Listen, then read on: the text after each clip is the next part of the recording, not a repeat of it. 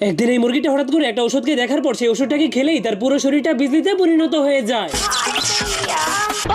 যার কারণে তার অবস্থা অনেক খারাপ হয়ে যায়। এরপর এই হাঁসটা তুফানের ওষুধ খেলেই তার শরীরটা তুফানে পরিণত হয়ে যায়।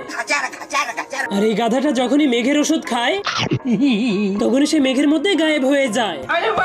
এরপর এই শুকরটা তার বাবাকে বোঝাচ্ছিল যে বৃষ্টি হলে আমাদের সবগুলো ফসল ঠিক হয়ে যাবে, এই জন্য তারা দুজন মিলে বৃষ্টির ওষুধ খুঁজতে শুরু করে দেয়। কিন্তু তখনই এই মুরগিটা ঘূর্ণিঝড়ের ওষুধ খাওয়ার কারণে ঘুরতে শুরু করে দেয়।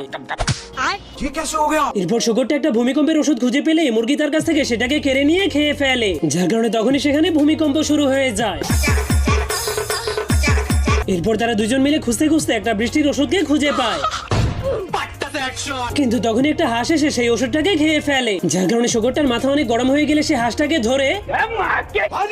তখনই হঠাৎ করে হাঁসটার পেটের মধ্যে গ্যাস তৈরি হয়ে সেই গ্যাস আকাশে উড়ে যায়, যার ফলে আকাশ থেকে অনেক জোরে জোরে বৃষ্টি শুরু হয়ে গেলে সবগুলো গাছপালা আবারও আগের মতো